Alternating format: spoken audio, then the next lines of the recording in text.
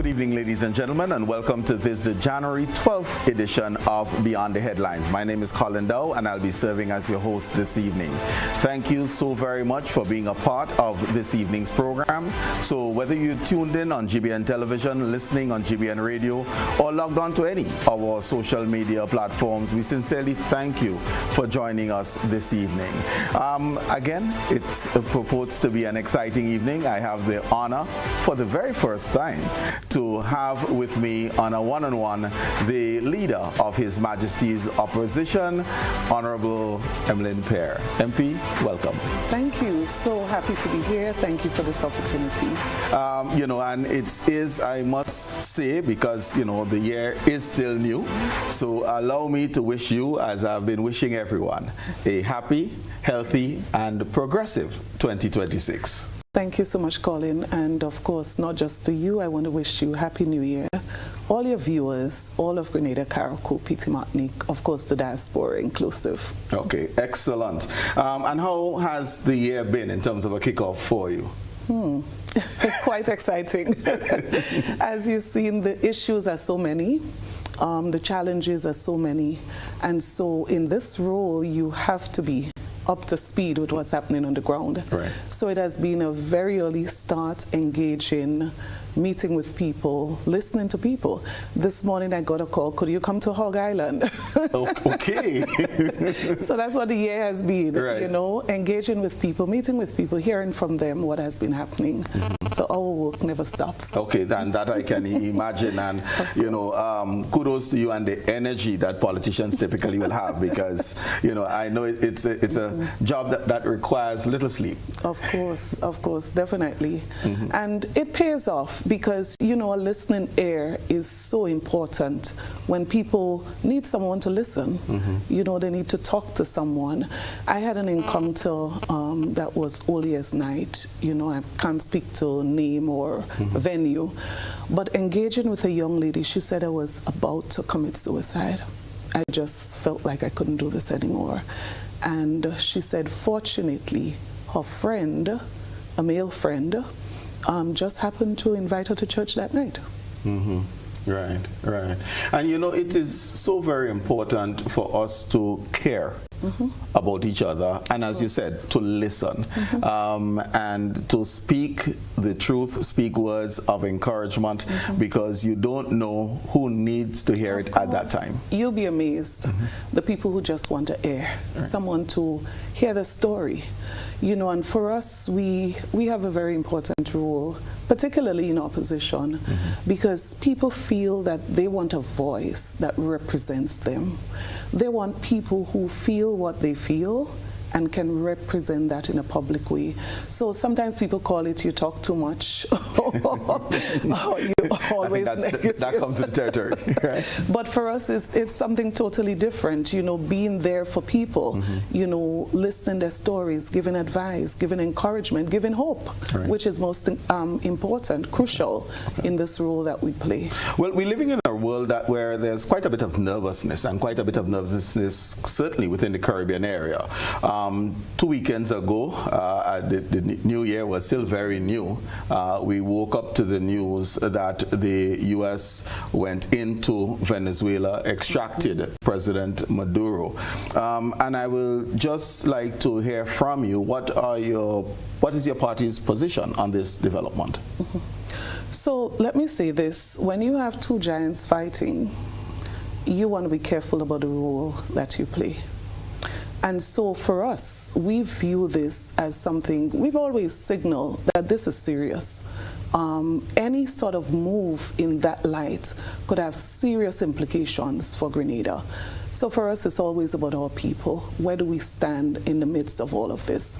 So I remember our Prime Minister offered to be an interlocutor.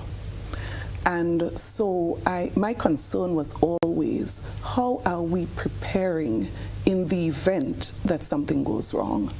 And that is really our position on this. It's not about taking sides. It's about always ensuring that the consequences of those geopolitical tension that exists, not just in Venezuela, not just within the region, but internationally, how are we positioning ourselves to deal with the implications? What are we doing to protect our people? And that, for me, is the crucial thing. Part of the balance is between principle and practicality, I have no doubt, and that's a thin line sometimes politicians have to walk. We later heard, certainly during the press conference a couple of Saturdays ago, President Bush, I'm saying Bush, President Trump, you know, made the pronouncement that they're going to be ruling Venezuela. Again, I'm asking, you know, in hearing this, in a democratic state, what was your interpretation, impression? What were the type of discussions held within the leadership of the new National Party on that development? And again, going back to my previous point, I'm more concerned about the implications for our people. So President Trump states clearly what the U.S. concerns are, what the U.S. issues are. President Maduro and all of those in Venezuela have stated their case as well. Now, what is our case? Our case is Grenada, and how is Grenada affected by all of this? So a simple move, call it that, resulted in flights being suspended for days. What is the implication for the Grenadian economy? What has happened to tourism in the last couple of days? How has that affected revenues in our country? And so the point is, it's not about what Trump does or doesn't do, or what Maduro does or doesn't do. It's more about how do we align what we are doing locally to prepare ourselves for this. And I'll just give you a simple example. The issue of our economic situation in this country, and I hinted to it in the budget.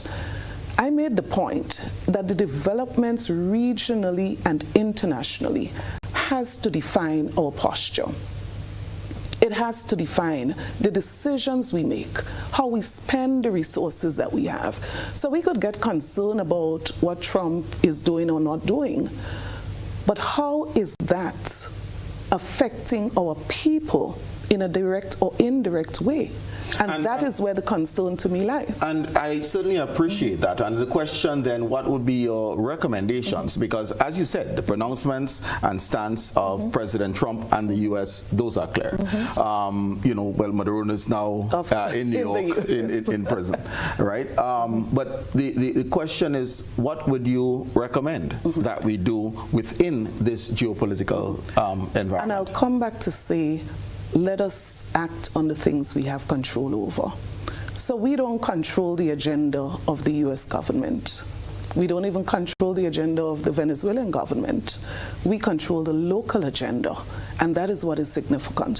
So when you are spending in a reckless way, you are definitely saying that you are not taking into consideration the regional and international situations, the tension that is taking place.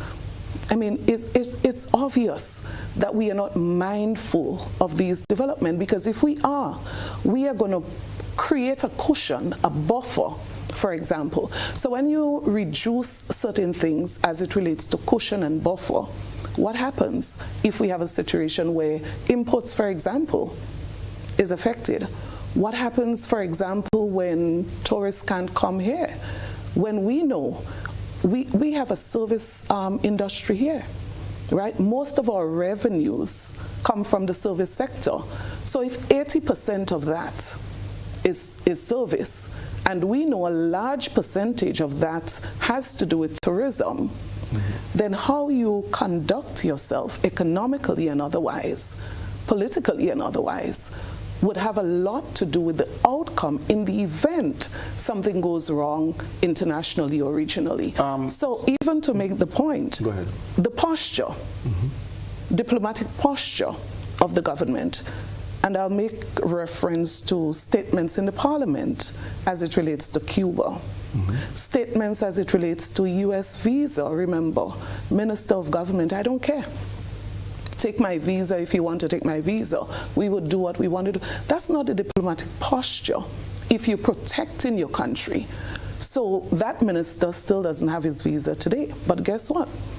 If it was a personal matter, no one will be so concerned. But it's affecting the average Grenadian. So right now, Grenadians are being called to Barbados with valid visas in their hands. I don't know if you're aware of this. So the way we posture in this, so two giants, as I said, fighting. You're an ant in the middle. You're more concerned about the two giants rather than your own security, rather than your own survival in the space. As you correctly said, we need to act on the things that we can control. Recognizing that the New National Party is a member of the International Democrat Alliance or Union and has been an active member since 1983 or thereabouts. Likewise, the Caribbean Democrat Union. Has there been any conversations, party to party, and I'm referring to New National Party to Republican Party members, on the policies being pursued and how that can impact negatively on Grenada? Oh no, Grenada is a sovereign state, of course we know that, and when it comes to party, we discuss politics, right? So as it relates to decisions of the nation, we have a government, and communication on these matters, government to government, not party to party, right? And so it's interesting you raise this because there's a bigger concern, the issue of communication. Now, we are the official opposition in this country. The government of the United States have been having serious dialogues with the government of this country. Issues that the average Grenadian is concerned about. Until now, there has been no serious engagement, or let me correct that, no engagement with the opposition on these critical national issues. But let us put the opposition aside. What serious conversations have we had on these critical matters? Whether it's radar, whether it's advisory, whether it's invasion, or whatever you want to call it. I mean, there's no conversation. Well, we can say the extradition, as you said, we control the matters because, you know, I'm trying to get now what would be the approach of the New National Party in these issues. So you raise radar. Prime Minister Mitchell in an interview last week says the radar is still an active conversation. What is the New National Party's position on the facilitation of a radar facility in Grenada? And it's sad, an active consideration, conversation between the government and officials from the U.S. Nothing from the government to the people of this country. Nothing from the government. But you will appreciate that in these matters, there's very little a government can say. And I'm seeing this from the standpoint that not just diplomacy, but some of the attendant issues. Because not everything you are aware of, even as opposition leader, you can speak publicly, right? But what is your party's position on such a request? So I would be reckless to state a party's position on something I have absolutely no information about. And that is the point. We are not strangers. We are elected officials that have a role to play in the governance of this country. So if you expect a position from us on this matter, that's a bilateral MOU that is being discussed. So how am I supposed to comment on something I have no knowledge about? I would have expected that from the instant that the government received a request, that the government would have attempted to engage critical people, stakeholders. And I'm not just speaking opposition as elected opposition. You've been part of stakeholder groupings in this country, social partners, as we call them. These are people that should be helping government to make decisions, critical decisions. We did it before, and I can't see any reason that we can't. So when you speak about issues that are going to affect the country in a significant way, cannot just be 15 people in a cabinet discussing this. I mean, we're in trouble if that's the case. The question is, who do you represent? And who are you engaging in your representation? Whereas who is being engaged has not been announced. I think the official announcement was that technocrats were reviewing it. And I'm assuming those are public officers and others. Names were not revealed. But it certainly didn't rest with the cabinet, and I don't believe that the government gave the impression that the cabinet was the ones discussing this to come up with a decision. I'm not as brave as you to come here and assume so until I have the facts. Okay.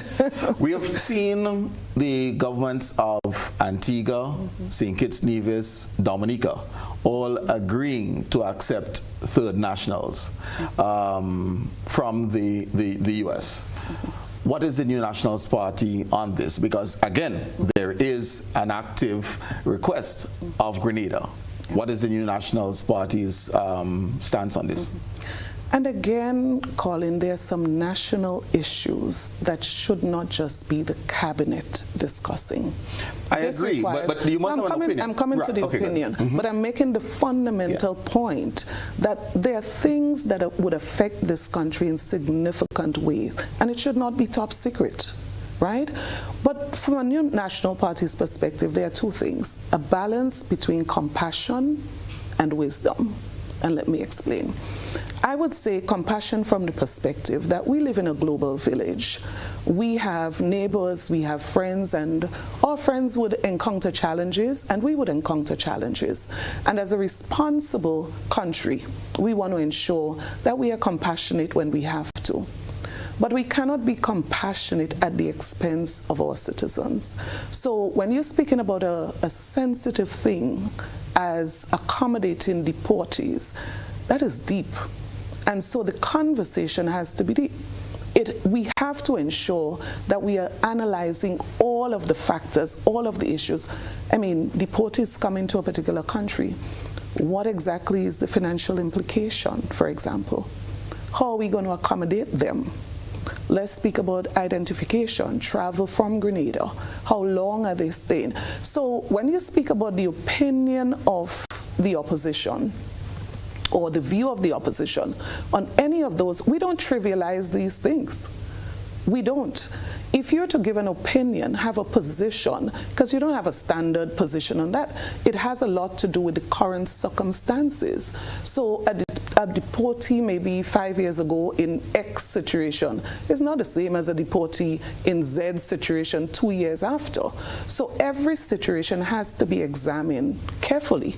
And so these are the conversations we would hope that we would be engaged in, you know, because they have serious implication for our country. Right. There seemed to be quite a bit of upheaval in St. Kitts because when the announcement was made of the acceptance of citizens from third countries, there was also a pronouncement that no Haitians would be accepted. And Haitians are part of our CARICOM grouping. What is your response to something like that? Because it wasn't now a drill down on individual party X and situation A. It was citizens of the region being blocked out. I listened to it and I thought it was a bit insensitive, the way it was pronounced. It almost sounded like something was terribly wrong with anyone who came from Haiti. And so we have to be, and that's what I'm saying, you have to balance compassion and wisdom. I could well imagine that any government in a situation like that would be concerned about a number of things, just as citizens would be. So, for example, we have a serious issue in Grenada as it relates to healthcare: accessibility, affordability, quality. Now, if you're going to be bringing 500 people here, adding to the burden, any Grenadian who say they don't care, I would think something would be wrong. So I would imagine it's the same kind of concerns. And that is why, of course, you can only comment on these critical issues when you have the facts before you. So how many people? What is required? What are you offering in terms of ensuring that they are taken care of, they don't become a burden to the state in question? So there are too many factors to be considered when taking a position on this. What are some of the asks you will request if you are in a negotiations of that sort? I mean, and regardless, so we know citizens who are non-Grenadians being deported in order for us to accommodate this, we must have ABC at a minimum for us even to consider. What will ABC look like? And ABC would be a number of things. You obviously have to discuss your national security issues. You definitely have to look at your social issues. And social there takes in a wide range of things. Accommodation, for example. We have people in Karakou, for example, who don't have a roof over their head more than 1 year after a hurricane. So you can't just blindly accept persons. There must be clear outlines, a clear plan of how are you going to facilitate those. So you'll be asking for 200 housing units in order to facilitate the accommodation? We have a situation right now where we should have had 1,500 Grenadian-style houses between 22 and 25. To date, we have 17 prefab houses for display. So any conversation about deportees must include a serious conversation about housing. And as you say, negotiation, we got to talk about what are our challenges, in addition to the challenge you have that you want us to help you with. Right. And that is why the conversation and negotiation, and that's another thing I am concerned about. Are we utilizing the best resources that we have when it comes to negotiation in Grenada? Do we have critical negotiators who are left out of critical conversations?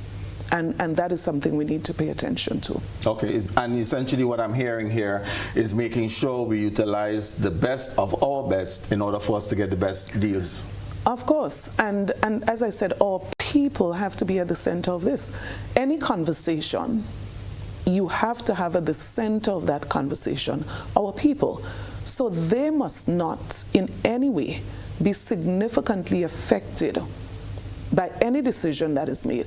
We can't compromise. We cannot compromise on our people. So I'm saying let us have compassion, but let us make sure our people are okay at the same time. If we can strike that balance, I'm cool. One of the issues tabled by some of the sanctions we've seen, certainly when we look at the Antigua, St. Lucia, Dominica visa restrictions, it has been cited the CBI program. What is your party's position for, because we have signed on to the same thing as the other countries. We have not received increased sanctions. We have one minister of government who has lost his visa, but nationally we have not yet been impacted. Why do you think this is, and what reforms would you advise to ensure that we remain protected? Well, I wouldn't say we have not been impacted because it just may not be directly related to CBI, but there are so many other ways that we can be impacted. So for example, we got to be so careful about the actions that we take, the statements we make, the posture. So I'll just give an example. If we're speaking about the U.S. advisory, the U.S. has expressed serious concerns as it relates to crime. They've cited instances. Our posture cannot be to just defend and make it look like they're wrong and we're right, and we've done what we had to do on our rate is low. Let me ask you this, because as you've raised it, we have both read the advisory. Is that the Grenada you live in? I read the advisory. I am concerned, but I cannot say what you feel. No, I'm asking you if, as you read the advisory, is that the Grenada you live in? No, and that's what I'm saying. I don't think it's a true reflection of the Grenada I live in. Right. But it's not for me to say how someone outside of Grenada is viewing the situation.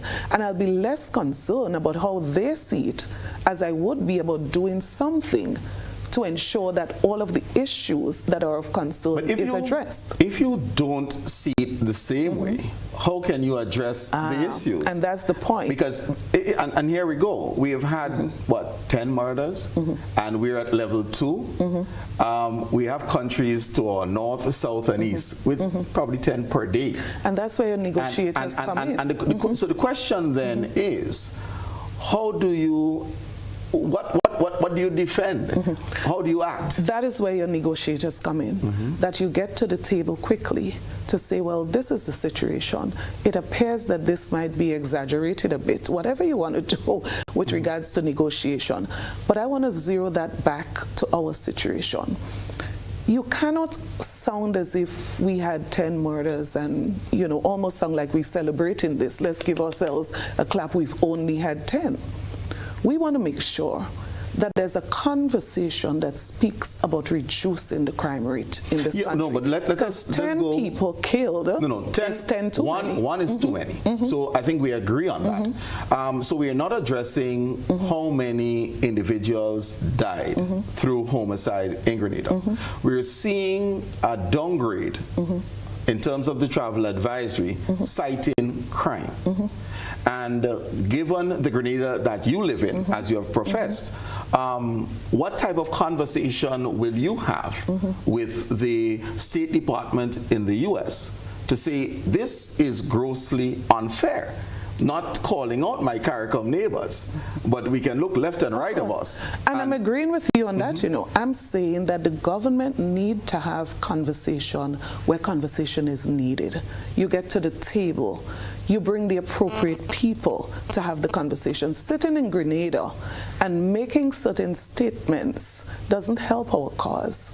And that's what I'm saying, the conversation need to be twofold. So for example, do we have a problem?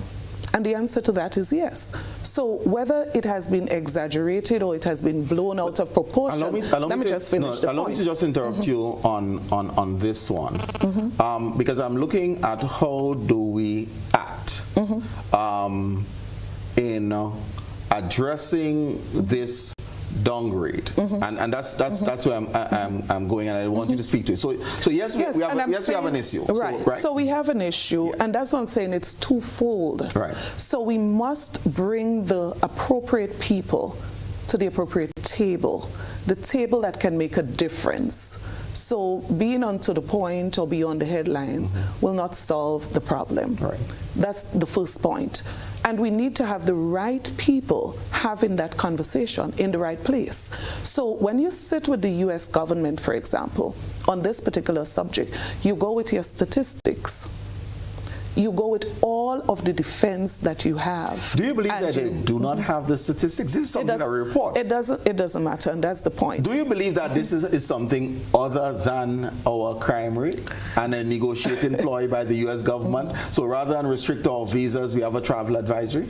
I can't speak for the U.S. government, but what I'll say is I have concerns, serious concerns, about the posture of the administration as it relates to the United States. And let me clarify this.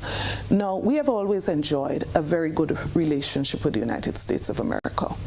And let us just not fool ourselves. Serious implications when there's a broken relationship. So let us just look at what is happening with the fish ban. If we say we're not affected, then, you know, let's end the conversation right now. Let us look at the travel advisory. If we say we're not seriously affected, let us just end the conversation. 95% of our fish exported goes to the United States. We're the only country shipping soursop to the United States. Think about golden apple. Think about the lady in Munich who is shipping farin to the United States. That means a lot. But think about the diaspora, Grenadians living in the diaspora. So we don't discuss the issue of whether or not we need to have a good relationship with the United States. The point is, when something goes wrong in our interest, there's a need for dialogue. There's a need for negotiation. And we ought to be skillful about it. And the interest must be to protect that relationship in the interest of Grenadians. And I believe there's been some serious weaknesses as it relates to how we treated with some matters previous to what is happening right now. And we have to be so careful.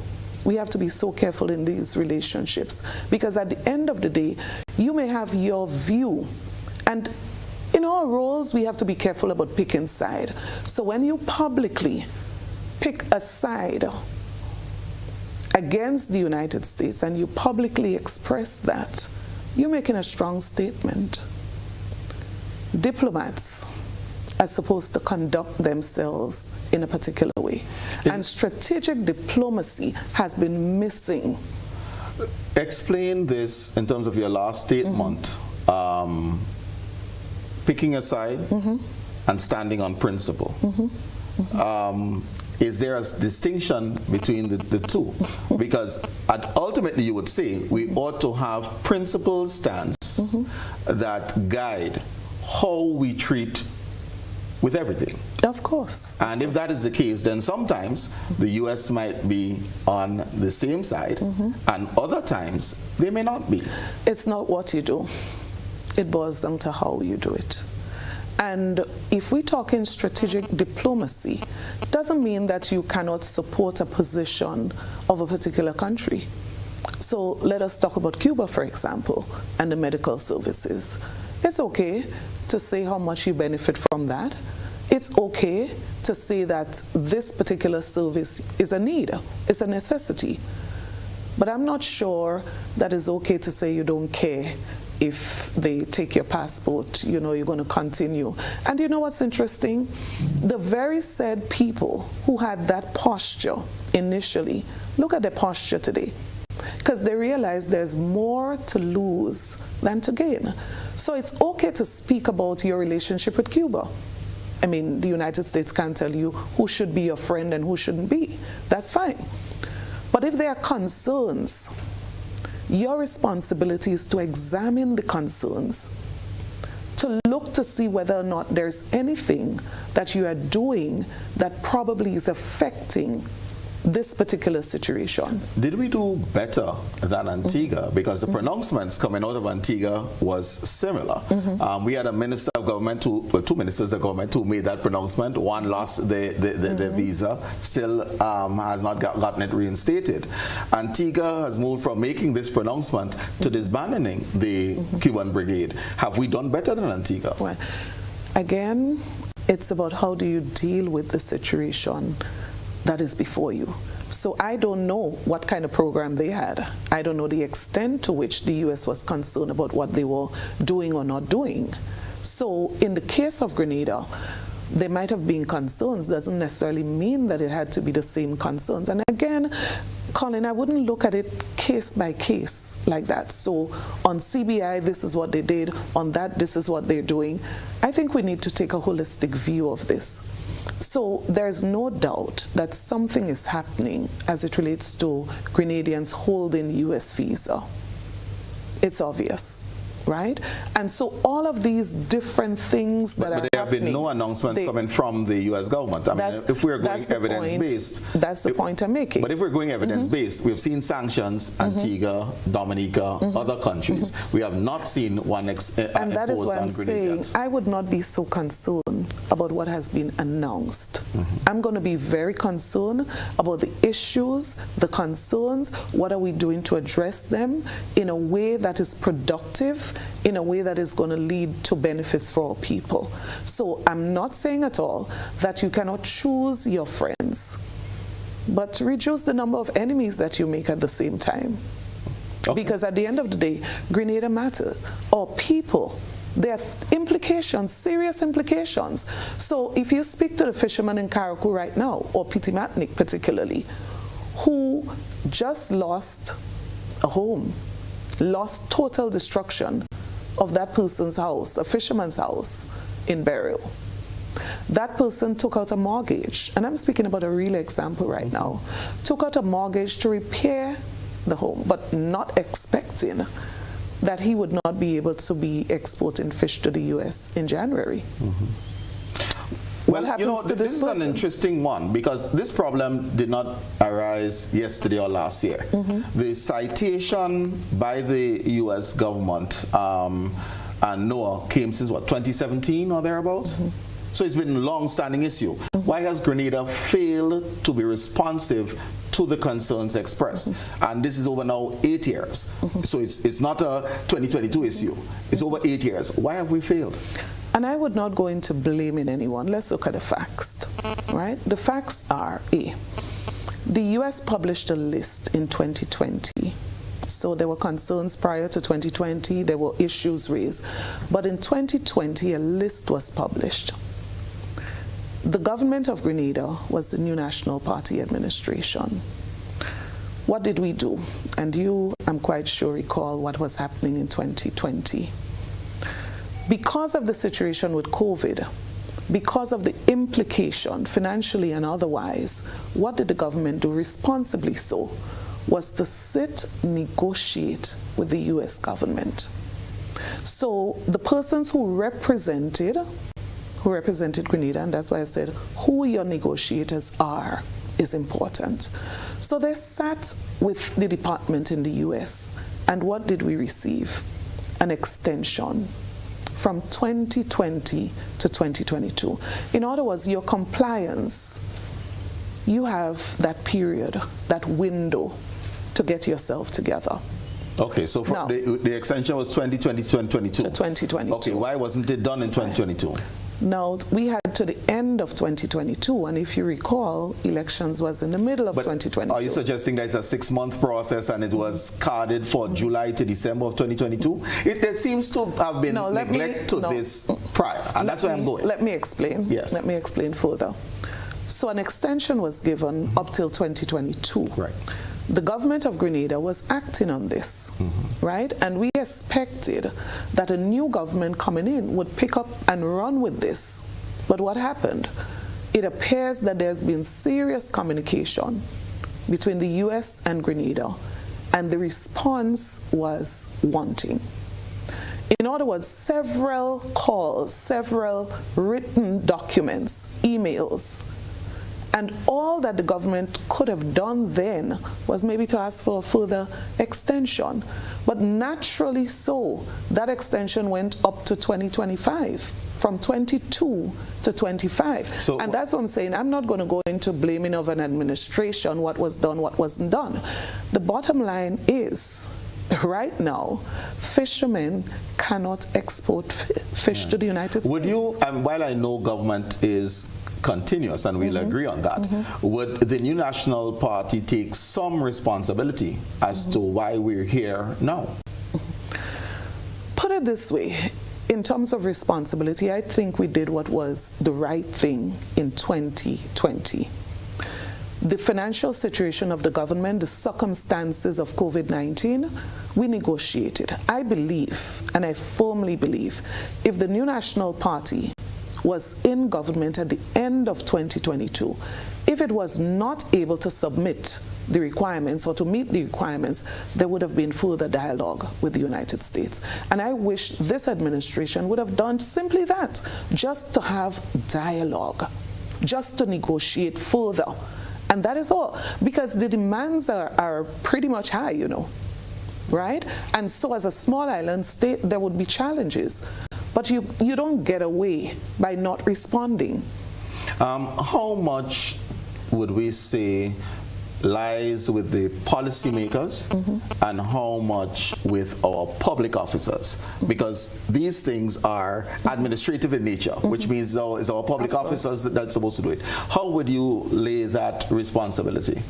When you lead in, you don't get the privilege of saying that you're not responsible because someone else, you delegate responsibility, but you're accountable. Yes. So obviously, you can't separate the two. The public officers are assigned responsibilities by the policymakers, but obviously the policymaker must take responsibility, else nothing may happen. Okay, all right. It's time for our first break. So viewers and listeners, we'll take our first break and then we'll come back and we'll delve into the politics of Grenada and the New National Party a little bit more. We'll be right back.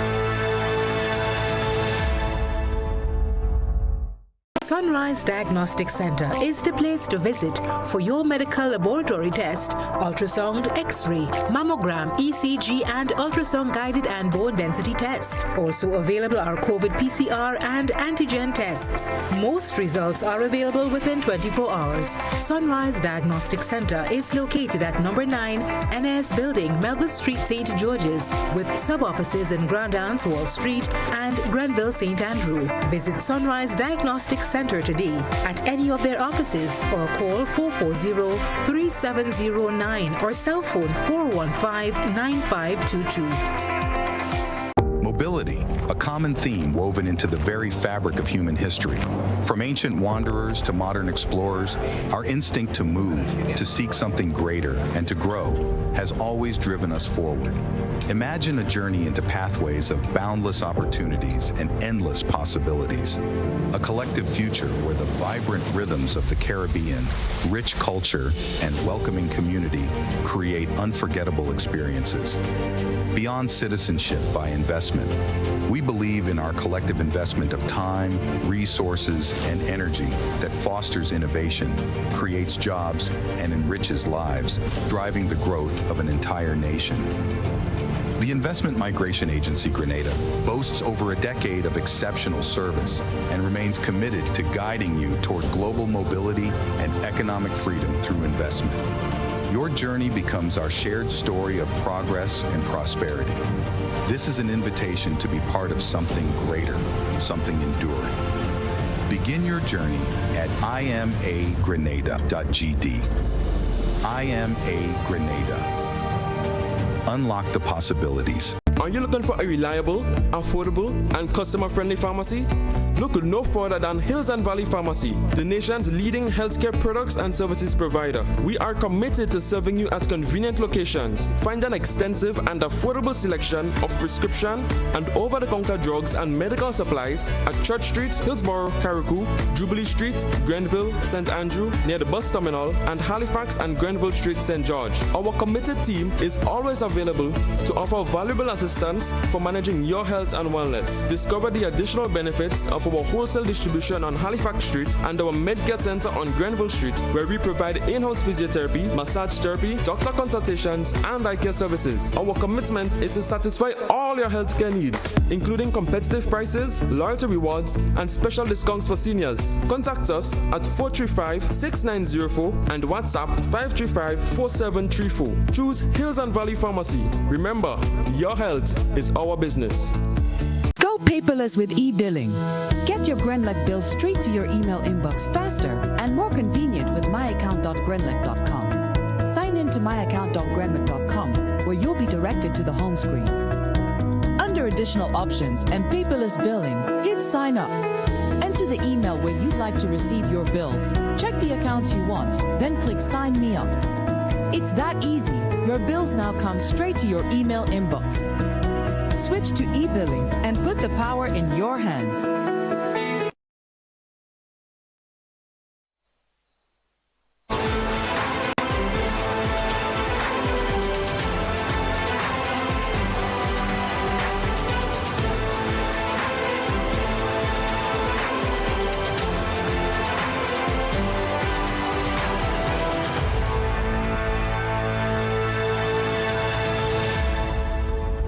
Viewers and listeners, we have with us the leader of His Majesty's opposition, Honorable Emmalin Pierre.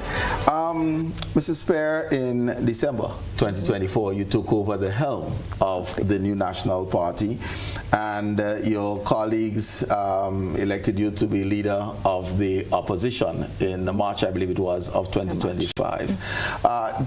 Just your reflection, what are, let's say, two things you're proud that you have accomplished over the last year, or 9 months, or 10 months?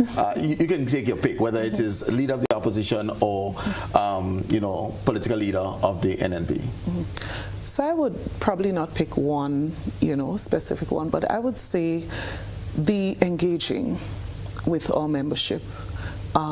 being able to represent the voice of the people, because we can't deny it. There has been stifling of the voice of the people in Grenada in many respects, and we're not going to go into details. But we've been able to be a voice for the people, representing the issues to the extent that you have people in different sectors calling out to us and asking that we represent the issues affecting them. So I believe bringing that to the fore in the last year under my leadership has been a critical one. Even at the Parliament level, the questions that we take to Parliament, many of those questions come from people. Not just you sitting at a desk and coming up with questions. People want answers. So I think representing people is one of the things. And as I said, engaging with the people is the second. Throughout the length and breadth of this country, we have been having, whether you call it town hall meetings, streetlight meetings, meeting with different interest groups. I think for me, it boils down to the people. Okay. Upon reflection, if there's something you wish you would have handled differently over the last year. I know you're a well-seasoned politician. You've been an elected member of parliament since 2013. So, you know, you are an experienced politician. But upon reflection, something that you wish you may have handled differently? I can't think of something specific, but I think if I look back at the last year, I would still wish that we would have engaged even more.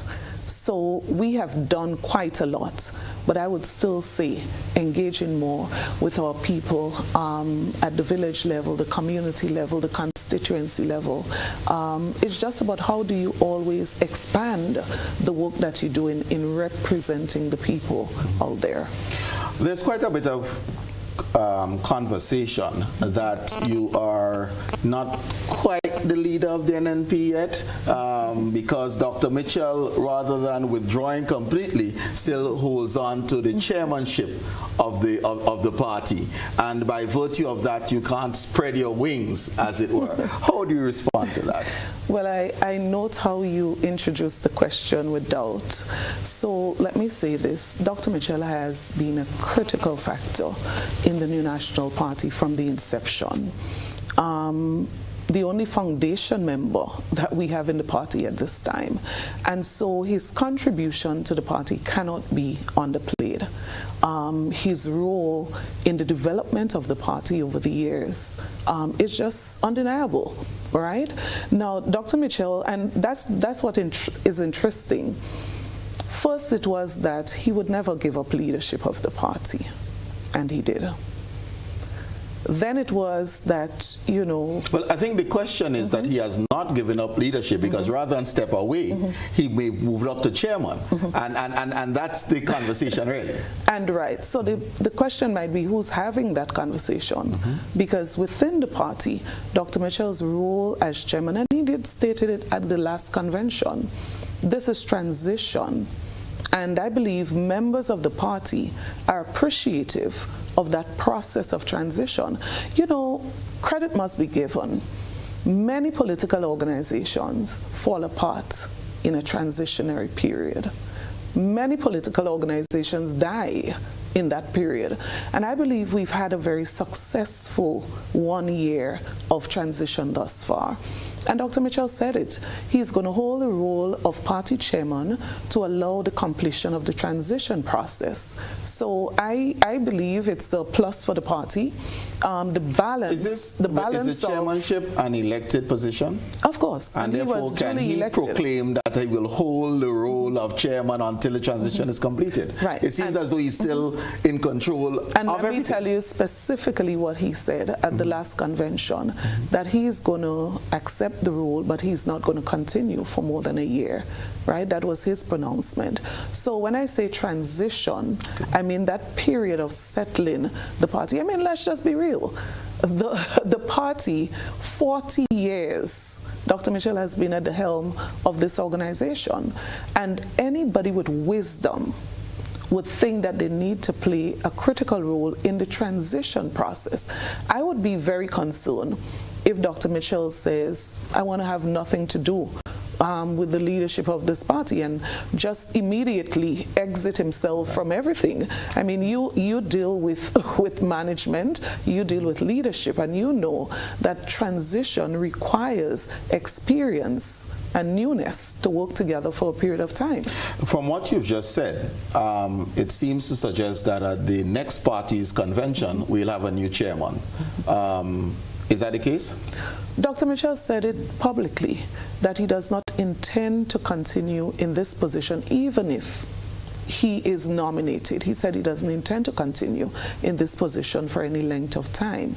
He wants to ensure that the party remains stable. He wants to ensure that he guides and supports in every possible way. But let me just make this fundamental point. You know, one of the problems that we have right now with our government is this. When you throw out old and bring in all things new, you can have serious problems as well. And I think we have to consider it an asset that we do have experienced persons within the organization who can contribute to the continued development of our organization as well. Okay. And I'm very proud of that. Right. You know, when you see the experience and the new working closely together, working on the agenda, I think we're blessed as an organization. Quite honestly, I feel that way. Share with the Grenadian population your vision for your NNP moving forward. It's very clear, very simple. I believe in a Grenada where every single citizen, regardless of your political affiliation, regardless of your economic status, your religion, whatever it is, regardless of all of that, that you have a fair chance to succeed right here in Grenada. That you have access to opportunities and you are not treated in a way that you basically feel that you're not part of what's happening here in Grenada. And for me, it's about how do we ensure that every single Grenadian can thrive and succeed in a Grenada that we build together. Okay. What will distinguish Emmalin Pierre as leader of the new National Party? For me, I believe very much in democracy, right? As a leader, I believe inclusiveness, participation, building on the legacy of those who went before, because we definitely cannot rebuild this party, strengthen this party, ignoring our past. We've had an excellent legacy. And so for us, it's about how do we take this, modernize it, strengthen it, and ensure that we move Grenada forward under a new National Party leadership in the future. So Emmalin Pierre is going to ensure that we are very inclusive, we continue to draw on the resources of Grenadians, the skills, the abilities, and a Grenada where people don't feel that they're excluded.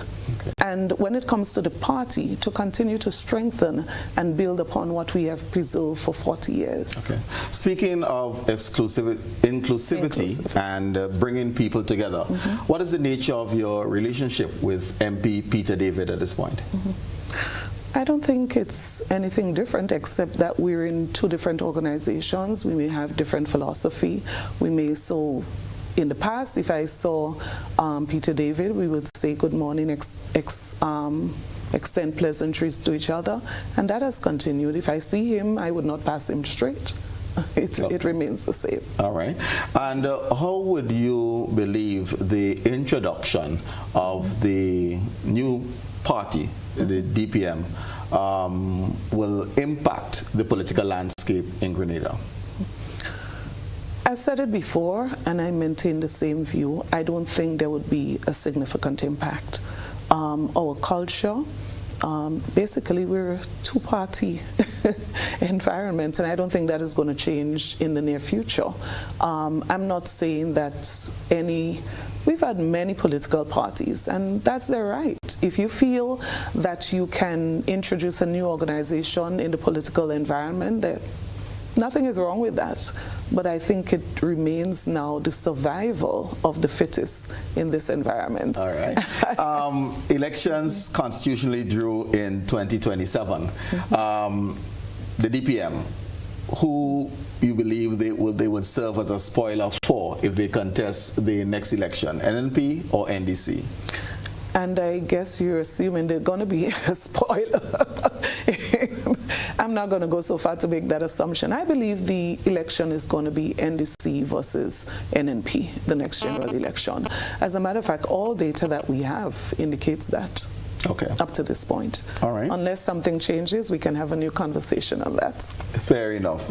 And speaking of elections, we heard the announcement by the parliamentary office the last week saying that they had to close their doors because of some challenges with software. Give us some background on this, please. This situation, I'm actually shocked that we are in this situation. And what concerns me most is how this affects people of this country. You're denying them access. And you're creating a situation where they basically would lose confidence in our system. And the worst thing I believe that can happen to us right now is for people to lose confidence in our electoral system. And what is happening? We are heading there. In 2022, when we demitted office, the procurement process would have started and was well underway as it relates to a new system. Not because we just felt like, exactly, not because we just felt like having a new system. It was obvious that there was urgent need for change, because you're speaking about something that the manufacturers are no longer available to maintain and upkeep that system. And when you speak about a critical system like that, quite obviously, you know you have to act with urgency. Our democracy is actually threatened in that process. So the procurement process started. We left office in 2022. We are almost 4 years later having the same conversation. I'm not sure what was the motive of the government when there was a governmental halt. I'm just asking now because one would like to think that the parliamentary office is independent. Okay. So I'm wary about saying the and government. Your body language just always says it all. No, we want to think. I became uneasy when we say government and parliamentary office. So the simple answer to that is this. The budget is still managed by the Ministry of Finance. So if we're talking total independence, and maybe we should go there, where the parliamentary office, and maybe we would not be in this situation if it was that, where the parliamentary office had its own budget managed at the parliamentary office, and they don't need to go to central government for something like this. I think there goes a brilliant idea, right?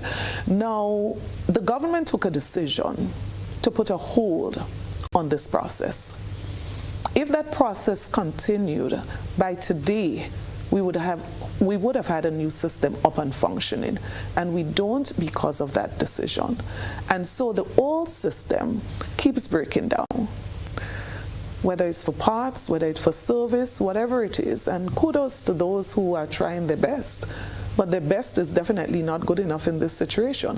What we need is a new system that people can feel a level of confidence. And think about this.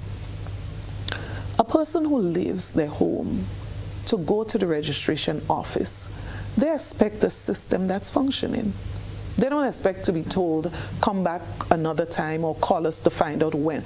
I mean, we're in 2025, and someone just has to be serious about important issues like this. And that is where leadership comes in. So you spoke earlier about public officers, but public officers are managed, public officers are led by the policymakers. And so you have to be accountable in these situations. So you can't blame the supervisor of election. And this government is characterized by blaming others. So whenever there's an issue, so there's a ban on exportation of fish. You've been in office almost 4 years, but you go back to the last administration. There's a travel advisory. You blame the past.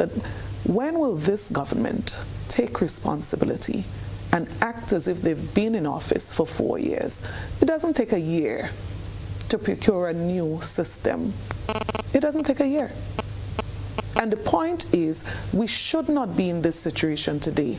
And I would hope that the government would have recognized the importance of moving this process forward in the interest of Grenadians and Grenada. Okay, all right. We're into a new budgetary cycle, and there was the theme transformation in motion.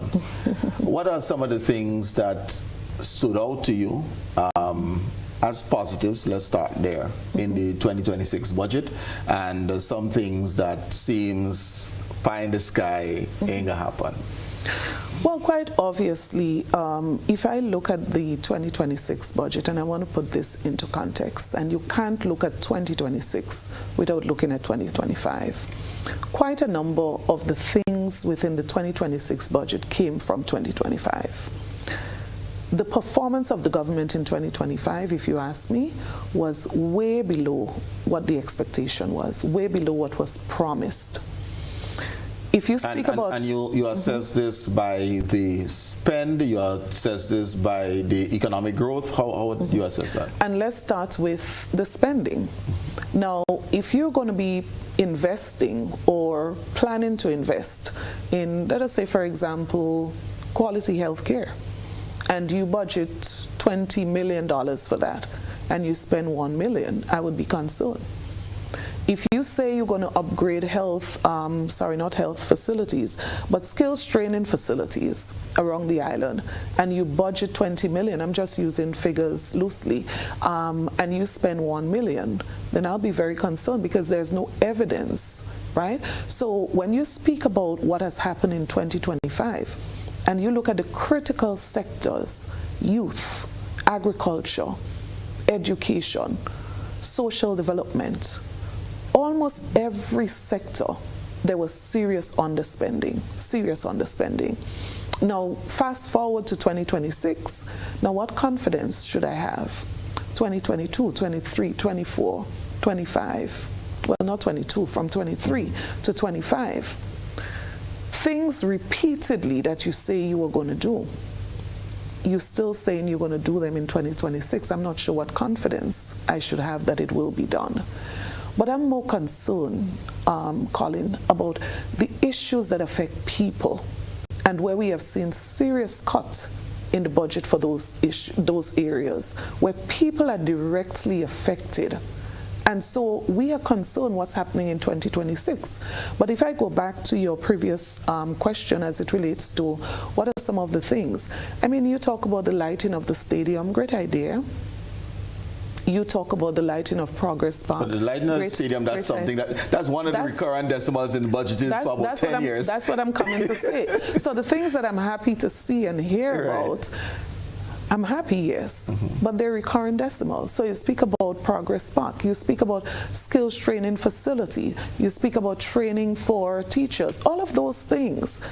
I'm saying they are great ideas.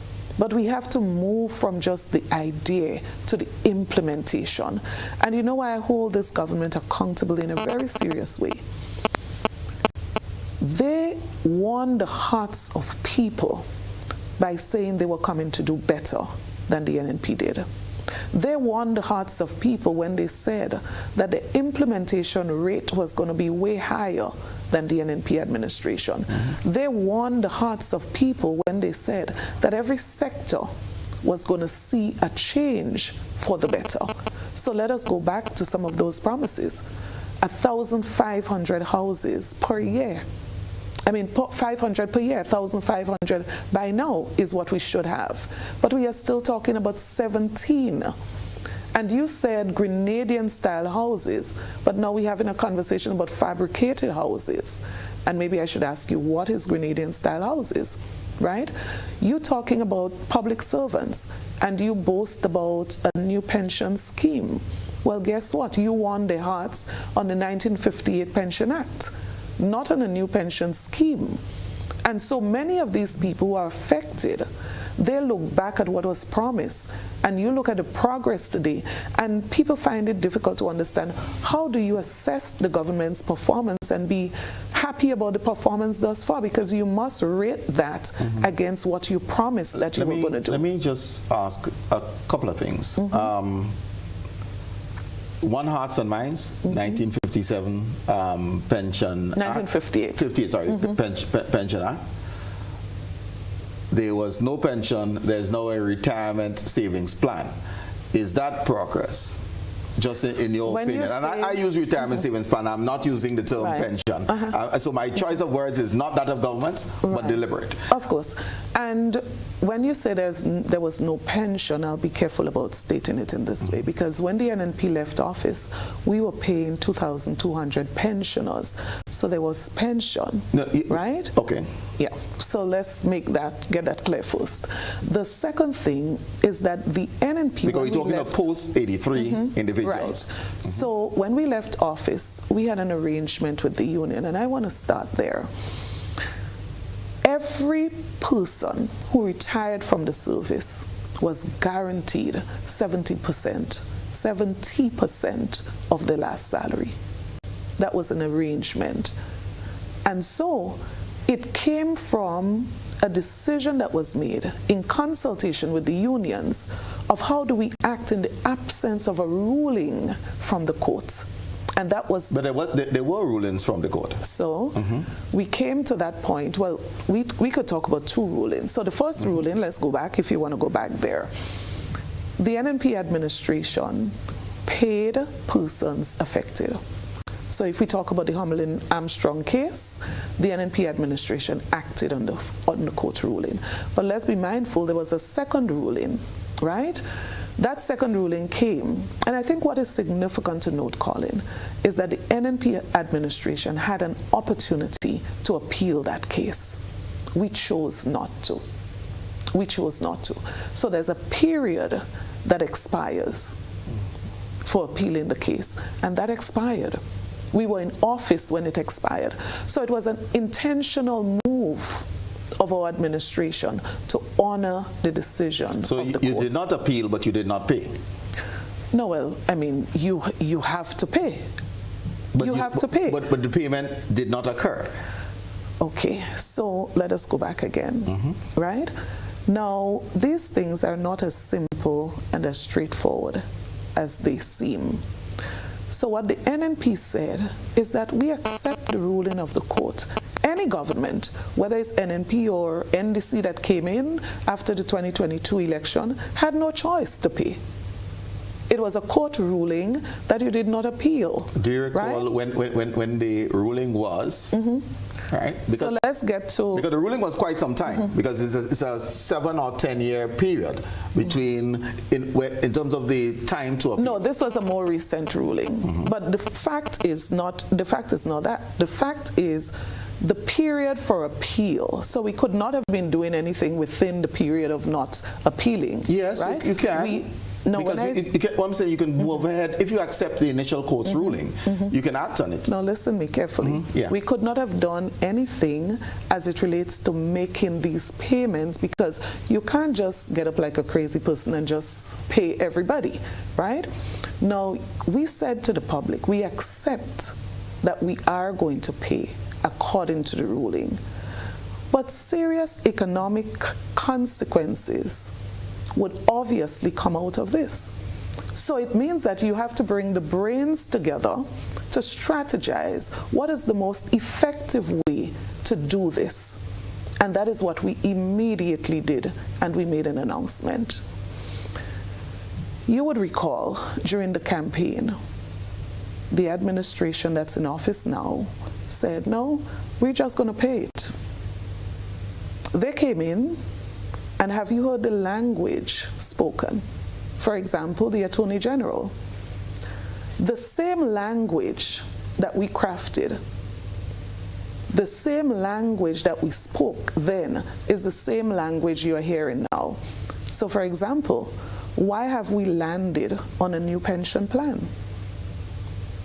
It is exactly what we were saying, that there's serious financial implication. And so you must decide what is the best approach that you are going to take. But you do accept that action has taken place. And under the NNP administration, there was inaction. No, I won't say that. Because it was not a 3 month prior to June 2022 that the court ruling came. It was years. So let me say this, Colin. The NNP administration was very clear. When the court ruling came, as I said, we decided we were not going to appeal, and we immediately set up the systems to facilitate the information collection to ensure that we had a system and a formula for the payment. Now, many of these officers now who fall under this new pension plan, where they are contributing 3% of their salaries, and so they are not guaranteed a lifetime pension. These are some of the things that we were avoiding when we said we need a formula.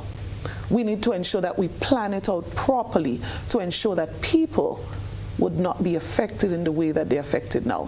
So you talk about an officer right now, 15 years in the service, and now you're told you have to pay 3% of your salary towards a savings, and that when that savings is depleted, you're nowhere. And those are some of the things that we said that we wanted to make sure that we work out those formulas of how. Just to say one more thing. Just asking, as you incorporate in your answer, where were you with those plans? Because again, I'm emphasizing this was not a February 2022 court ruling. Years past. No, it was not February 2022. But the point I'm making, Colin, is that once the court ruling came, the NNP acted. Where were you in the actions to ensure that both the confirmed workers appointed by PSC and now the contracted workers had some type of security post-retirement? Right. Now, the secretariat that was set up, the team that was appointed by the cabinet, they had started serious work in that regard.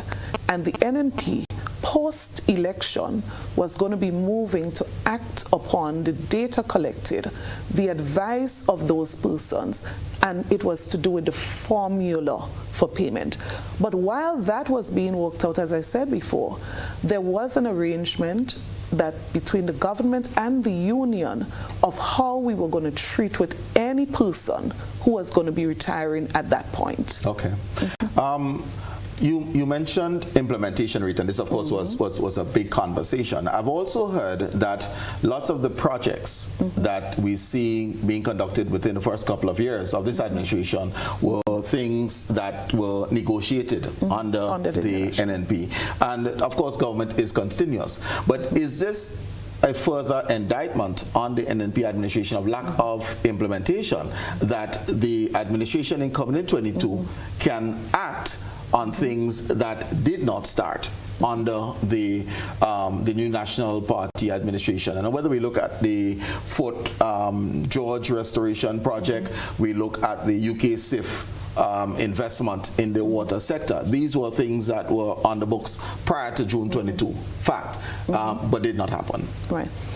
So the new National Party, I mean, if you look back at our legacy or history, you cannot deny the level of development that has taken place in this country over the years.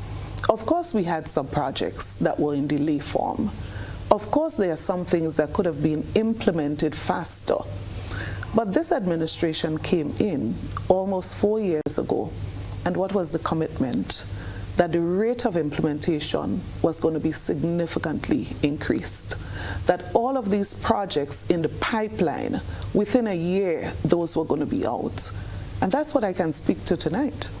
Because at the end of the day, 4 years later, we still have projects like the Cliff project, for example. You look around this country, you look at the UK SIF project. Yes, that was an NNP initiated project, but look at what is happening right now. Around the country, the road is in a deplorable state. I'm saying that there is a cost of development, but in this case, the cost is way too high. You explain that, please. The cost of way too high in that, one, you ought not to be implementing a project in a way that it becomes so disruptive to regular programming. I'm talking about affecting businesses, affecting homeowners, vehicle owners. So what would be your recommendation on implementation? Right.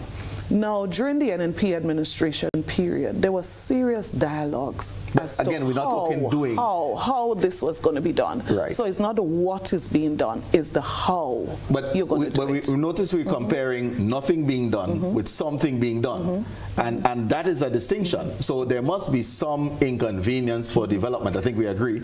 The extent of the inconvenience, I think, is what you're saying. Yeah. But when the grass is growing, the horse is starving because nothing happened. And you would have no opportunity to do if someone did not secure the funding. Well, if that funding, you can say, from my understanding, was lost.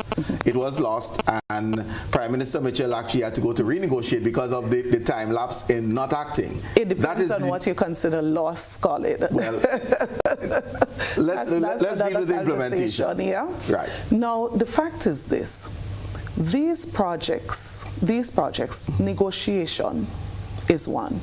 So you negotiate, you get these projects, all of the processes. So I ask myself sometimes, what would this government be doing if we did not have these projects? No, I want you to just clarify the implementation of these projects, because you're saying it ought to have been done without the disruption to business, to homes, and to people. Let's just use an example. Are there things that we could do when traffic is less busy? Are there things that we could do at nights, for example? Are there things that we can do to reduce the amount of dust that's affecting so many people?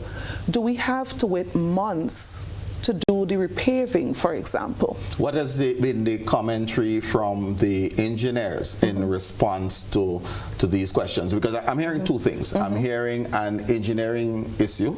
I'm also hearing a skills issue when we talk about, whether doing it at night, etc., and moving it along at a pace, because these projects, as you very well know, are time sensitive. And if they're not completed within the time frame, funding will be lost. So we need to act quickly. We need to have the skills to act quickly, and we also need to minimize disruption. Well, I'm not sure if we're acting quickly. You would say we're acting quickly. Look at some of the projects that are delayed. And it's not just the length of time, Colin. You have to consider cost overrun. Millions of dollars going down the drain as it relates to cost overrun. In which of the projects? Millions of dollars. Let's just use the Cliff project, for example. The many months and years of this project, on and on and on. Because this has cross-administration. Do you think there's an added cost there? Of course there is. But when you check what are the reasons, I'm certain those reasons are not bordering on some of those explanations you gave. So, for example, design issues as it relates to consultancy, supervision. There are serious concerns, and we cannot afford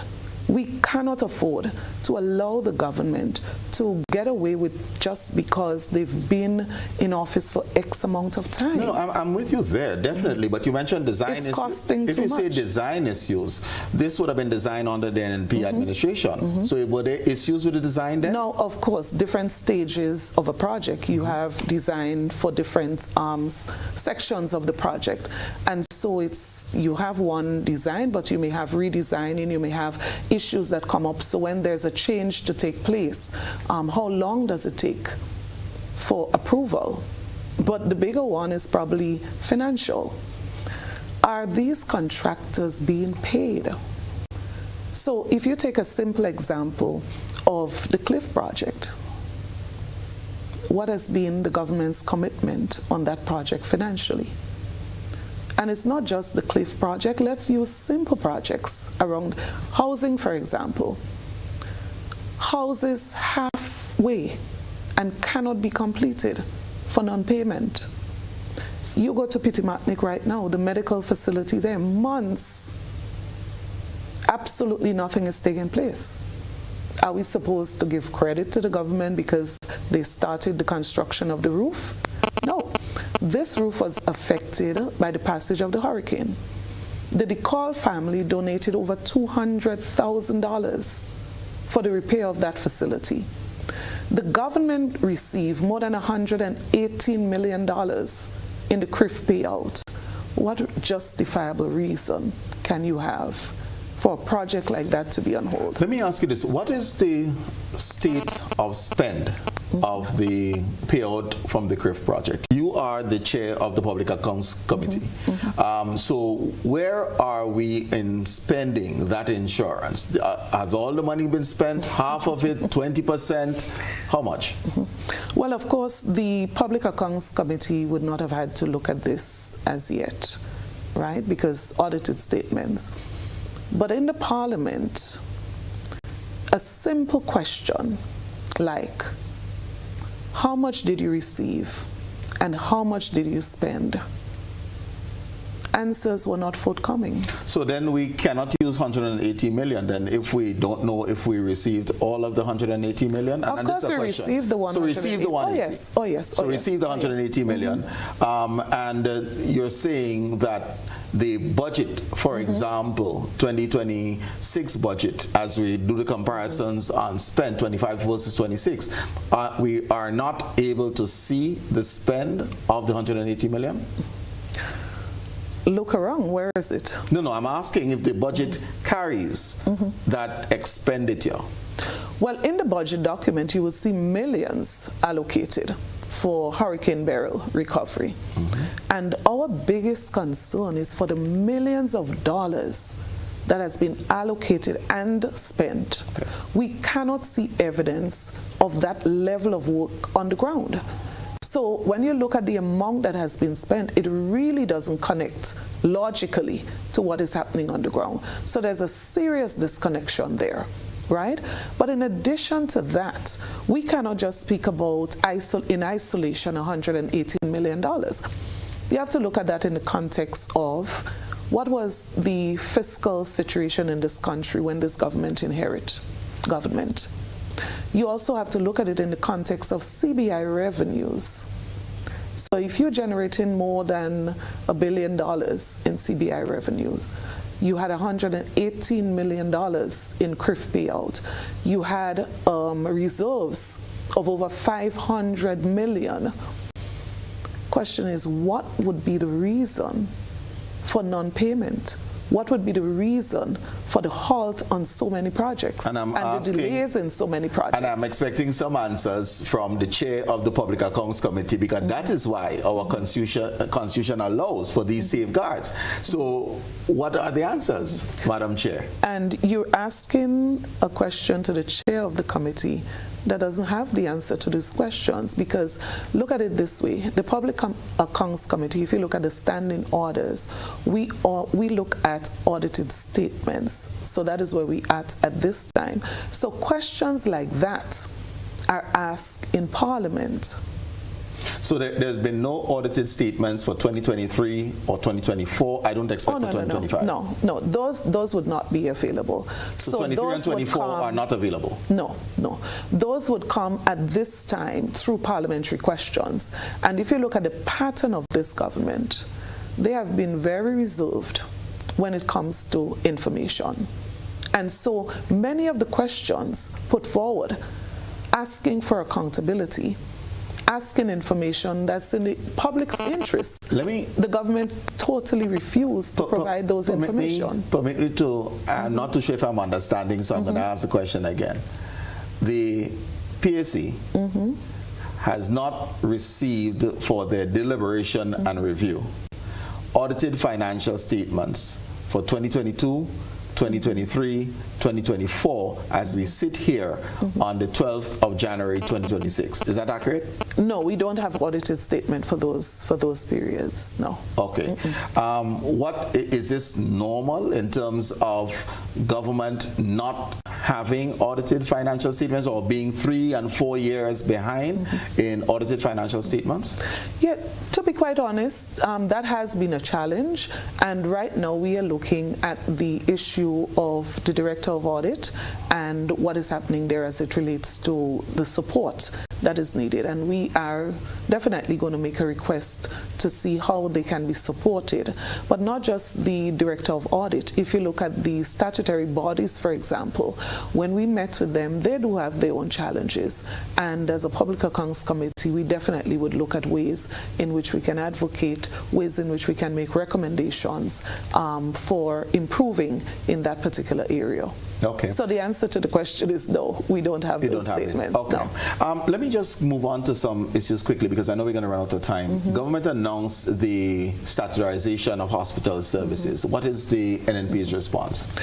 Our response to statutorization or anything as it relates to healthcare, if at the end of the day you are ending with higher quality in terms of healthcare, you are ending with greater accessibility, and you're ending up with affordability, and people are treated fairly, we have no problem. Okay. Right? Because I think this targets management, the management of the hospital services. I mean, so is this something that you will endorse if it allows for professional management? Yeah. And as I said, fairness, people are satisfied with the way that is being done. Whatever the formula that is going to improve on healthcare, we are going to be supportive. But if we're speaking about the current situation, you would be very concerned to note that even the unions are concerned that government has not been engaging them sufficiently in this process. You speak to officers. We were told that there was going to be statutorization last year. In 2026, you ask the average stakeholder in the health sector, or those to be affected, what do they know about this? And they will tell you they're not aware. They have little information as it relates to how they'll be affected, how it will roll out. And that has been something that characterizes this administration. Very little consultation, very little information, and so decisions are taken without the necessary engagement of the key stakeholders. And so the model that is going to be used, I would hope that the union would be fully on board. I would hope that the stakeholders and the people who are going to be affected would be fully on board with the process, and it would not be something that is rushed just to tick a box, because there'll be further implications of that. Government has moved to engaging the governments of Nigeria and Ghana to bring in doctors and nurses to supplement the Cuban Brigade and other international providers that we have here. And of course our Grenadians. What is the NNP's strategy for human resource development within the healthcare sector? Because importing nurses from Ghana is not a sustainable solution. So what is the NNP's strategy? I mean, we didn't get here in 3.5 years, but what will be your strategy moving forward? Of course, we have to look at retention. That's critical. And you would know that St. George's University was seriously engaged with the Ministry of Education in 2022, looking at a method to which we can ensure that those we train, those who get scholarships, go out there, that we're able to get them back home to serve. And we got down into some deep, deep discussions, and we actually had something written that we had started to look at. And I hope that the government would have taken up from there, because it's a serious issue.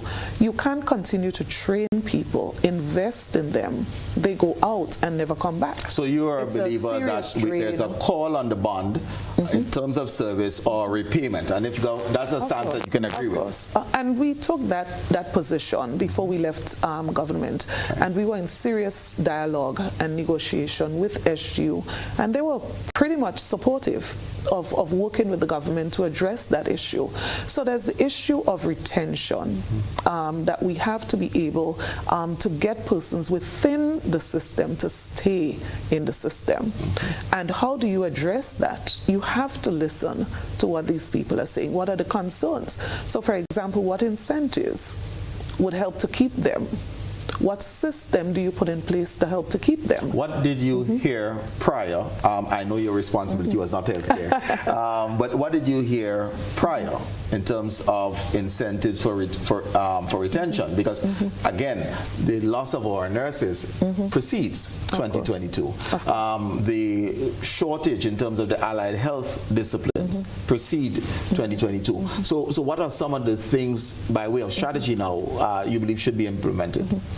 Well, I would say, one, you have to invest in more training, right? So we get to retention.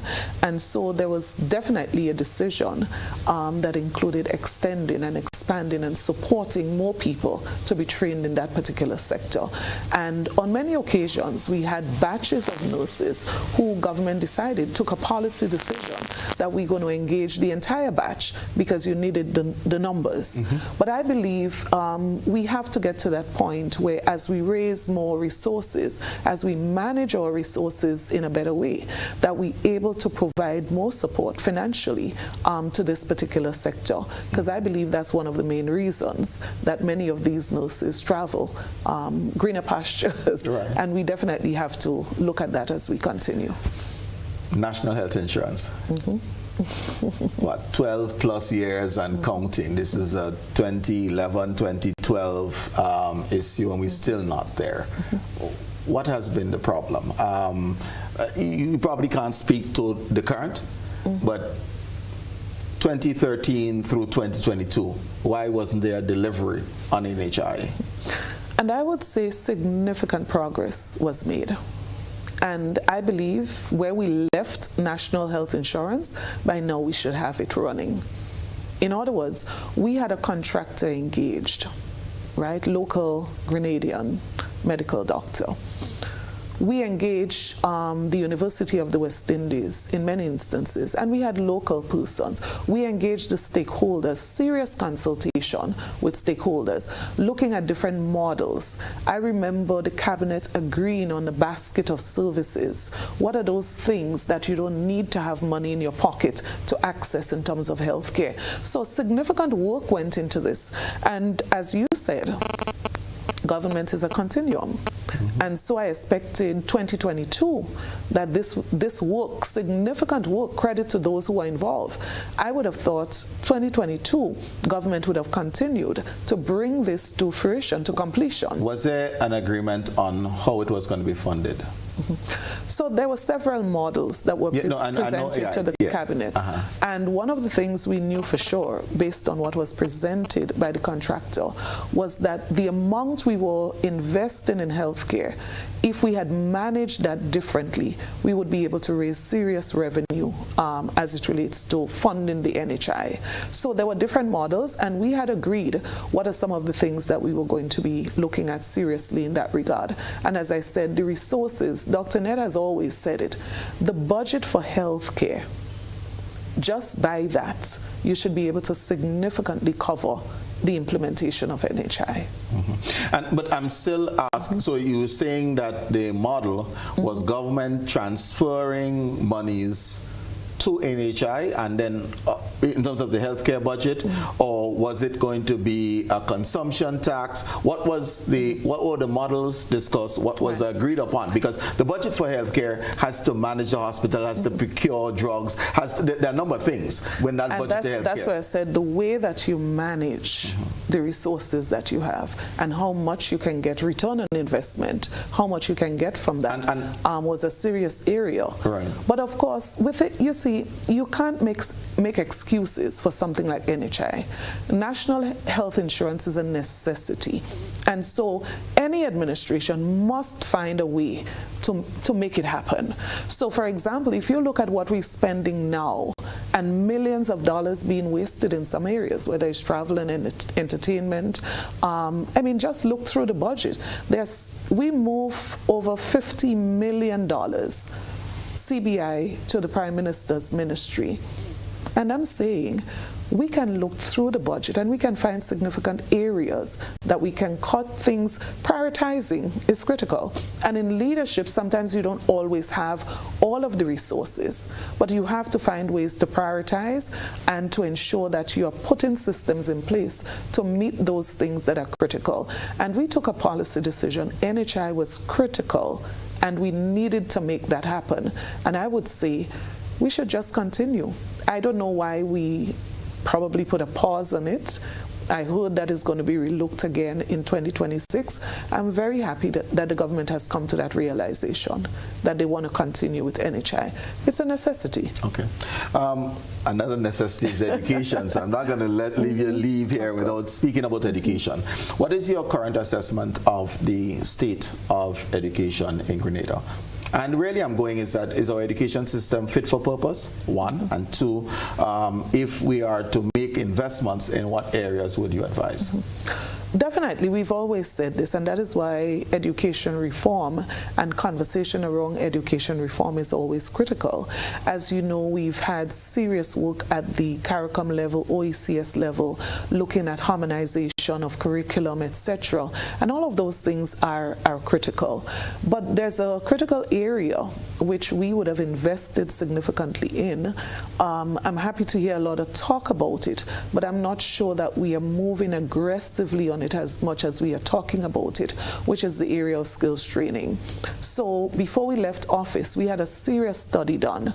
I believe it was UNESCO facilitated, and I believe that would have given a serious foundation from where to pivot. And when you look at some of the findings, I mean, if you study it, you would see significant work was done in that particular area. It shows you the many areas of training, hundreds and hundreds of CVQ qualification in critical areas, but it also pointed to areas in which we probably needed to add focus in terms of skills training. We started the Centers for Excellence, and I continue to make this point. I would forever make it. We don't have to build new buildings. We have schools with facilities, with resources, and we started the piloting of that approach. How do you use the schools after the students in the day would have left? So I remember, for example, SAS was one of those schools where we invested additional resources.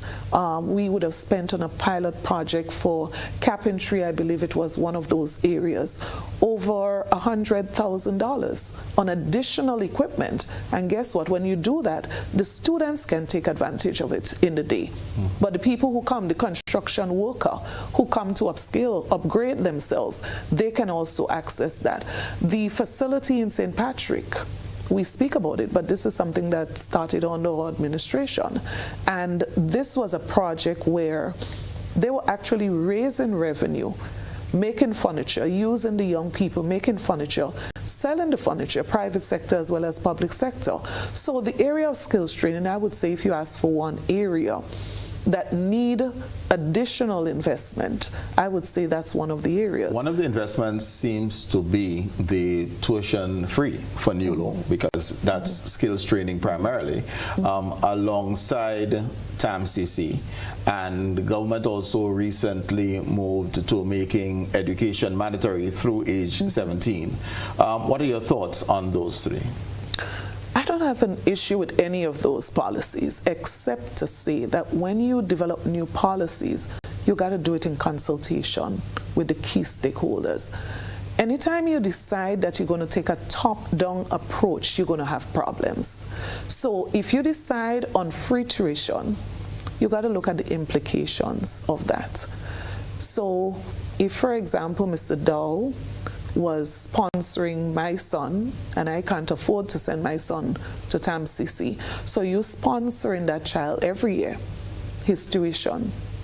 And then the government takes a policy position that Mr. Dowe will have free tuition for his son now. Guess what happens? His son gets free tuition, my son gets free tuition. But my son still cannot go to TAMCC because tuition alone doesn't take you there. You need transportation. You need support as it relates to other fees. And mind you, most of the skilled areas, let's just be clear on that, the basic tuition doesn't cover it. So even if that tuition is paid, you still can't access the program because whatever you need for that specific program definitely is going to cost you more than $1,000 average. So the example that you used, the sponsorship needs to continue for Mr. Dowe's son. Well, that's the point. To ensure and I'm saying that those additionals. Mr. Dowe would not mind a policy that says because he can afford it, he would continue to afford it because he understands that another person... Are you suggesting, therefore, that we ought not to have done free tuition across the board? I believe Mr. Dowe should be able to say, I have a need, and I'm applying actually to access the service, and your case is assessed. And so based on the assessment of your case, you are granted, because once you go across the board, you're going to deny persons who genuinely cannot afford. Please explain how if you give everybody free tuition, you're denying some. Because, of course, government just can't afford to provide free tuition for everyone and provide free transportation and support for those who cannot afford transport. Are you saying the transportation allowance has been discontinued? There are students who used to benefit from transportation allowance and support from the government, and it's no longer available. That's a fact. I'm asking, is the transportation allowance has been discontinued? As far as we are aware, from the government directly, yeah.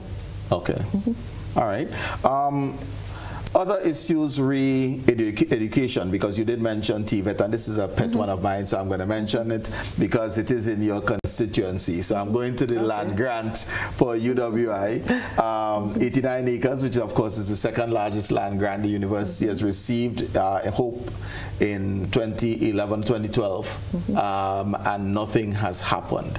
What are your impressions? Because I know that you are actively involved in conversations again, and nothing has happened to date. What is your stance as parliamentary representative for the area and development of the rural economy, because you can tie both together? Of course. And I'm really surprised that somebody like yourself, who obviously know better, would even ask a question like this, because we all know that funding for the facility was never the responsibility of the government, and the University of the West Indies has said so publicly. There are records to say that they had means through which they can raise the funding for the project. So government's commitment to that was the land. And I remember when we went into government, they came to meet with us. And why did they come? To confirm that we are going to continue the commitment of the previous government. And we said, absolutely, we have no But I'm referring no to agitation, because the people's lands were given up to an institution and the people have not benefited. So as a leader, constituency, Minister of Education, one ought to be agitating that there is action when you give up 89 acres of scarce resources. Right, and fundamentally, the issue of funding, I go back to a previous question, the balance between compassion and wisdom in the scenario we discussed. And similarly in this situation, we are very supportive of the university in terms of having the project. Extremely supportive. But the government did their part, which is to make the lands available. We are not able to build the university. So of course that is a factor or a situation where we have to support the university in any way. And we made further commitments of ways that we might be able to assist.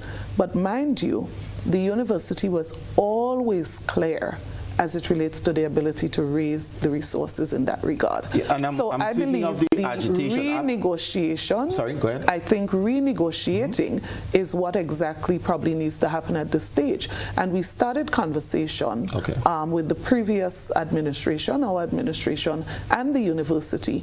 What is your intention? How far are you as it relates to this?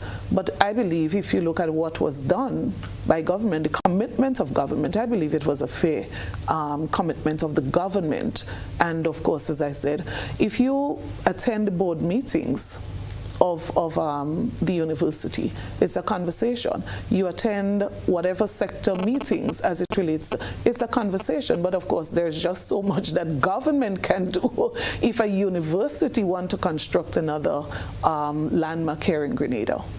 Okay, and would you be supportive of a deadline and reclaiming the land? Because if in over a decade nothing has been done. Well, that conversation was had. That conversation was had, and not to go into too much details on the conversation, quite clearly there was some additional commitments before we left office as to what they were working on at the time. Because I know TAMCC would love a new campus. Well, of course. And a place to host a new campus. Of course, absolutely agree.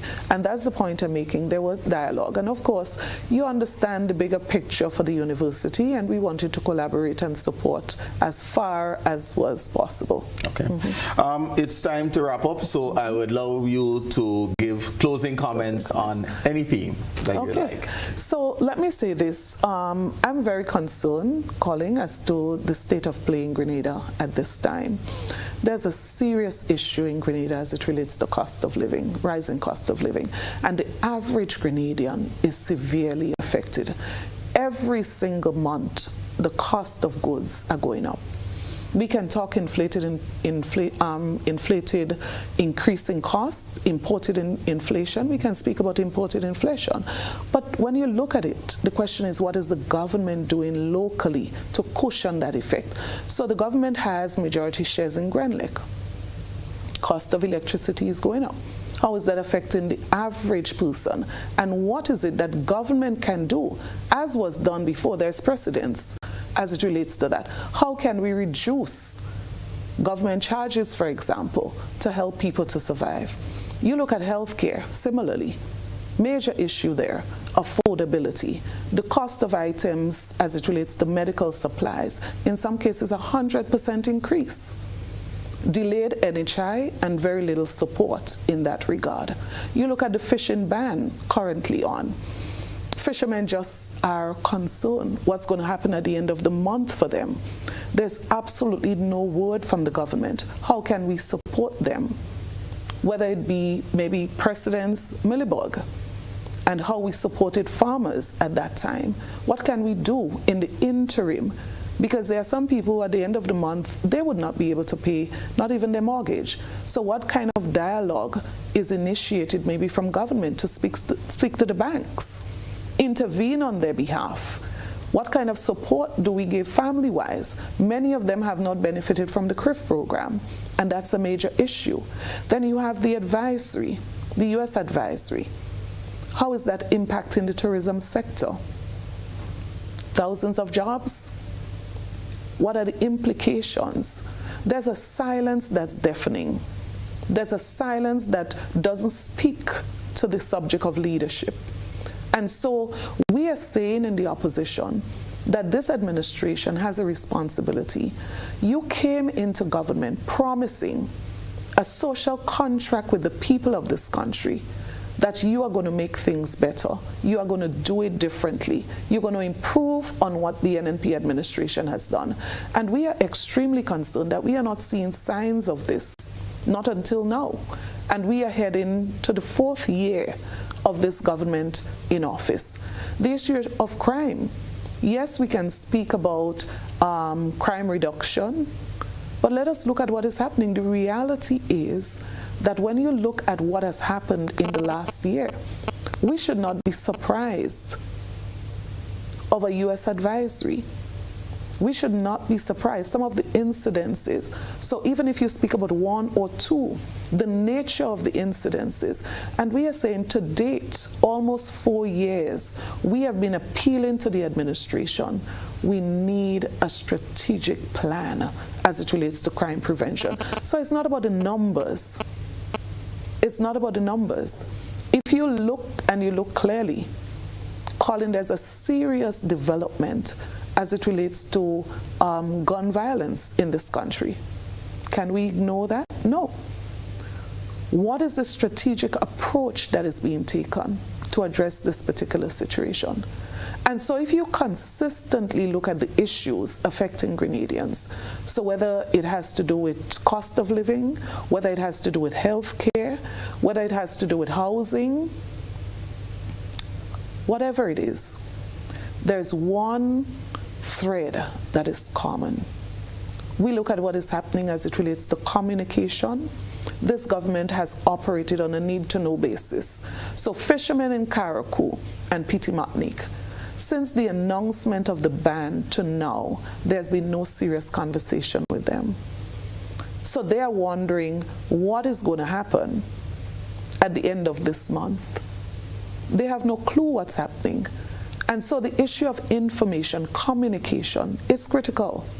But at the end of the day, Colin, action is what people want.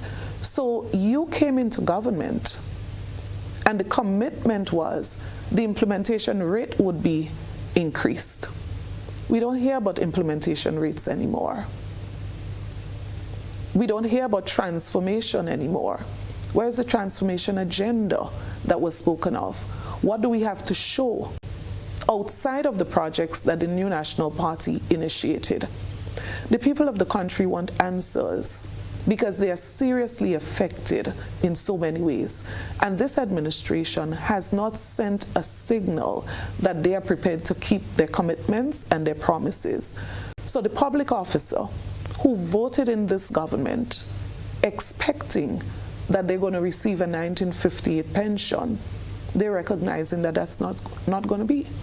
The public officer who voted this administration because they expected to get permanent with the stroke of a pen, it's not going to happen. So you have officers now receiving letters, and you know the system, receiving letters from the cabinet secretary saying to them that they are permanent in the service. We know how it's done. You know how it's done.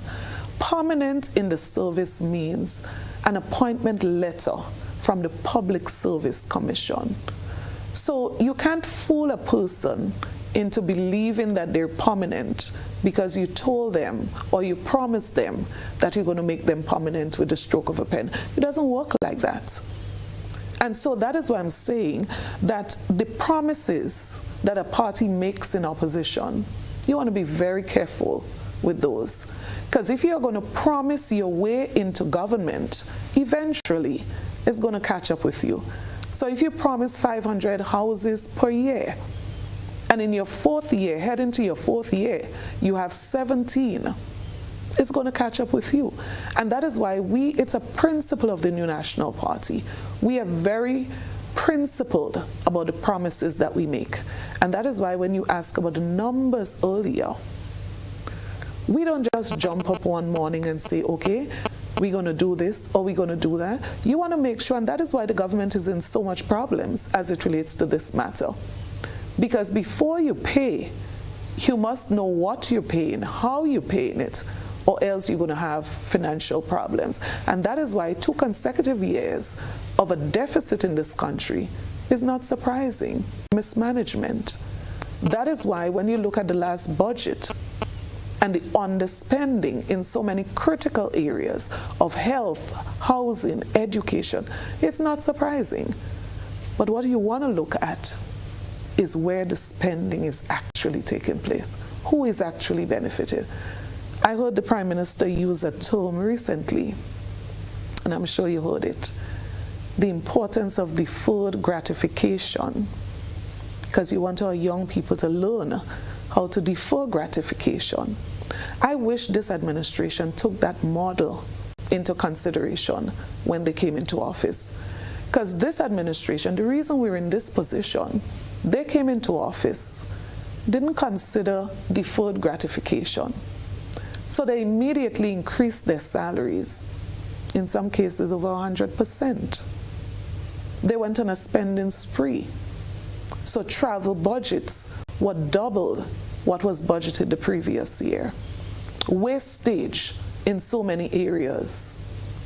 And then you wonder, how is it that we're in a situation where ordinary people who are not supposed to experience a wait of more than 90 days for payment from the Treasury, in some cases, they're experiencing more than 6 months, in some cases, years. And so I am saying tonight, Colin, that the New National Party is prepared and ready for governance. We have, I believe, a serious advantage experienced persons within our party and new persons that we've attracted since 2022. We're in the process of developing our manifesto. We've reviewed many of the areas, what we did before, and that is the beauty about experience. You can look back at your previous achievements and you can state exactly what are the lessons learned and how you're going to do better. And that's the critical thing. The new National Party is ready to return to office at the request of the people, and their voice is already very loud. Alrighty. Extremely loud, and we are ready to serve the people of Grenada, Carriacou, and Petit Martinique. Thank you very much, Honorable Emmalin Pierre, leader of His Majesty's opposition. Certainly a pleasure having our first conversation since taking the helm. And to you, ladies and gentlemen, as per usual, thank you very much for joining us. It's an absolute pleasure. Of course, we continue to encourage you to be good to each other, uplift each other for the betterment of Grenada. Looking forward to being with you again next 6 days, 22.5 hours. Take good care. Good evening.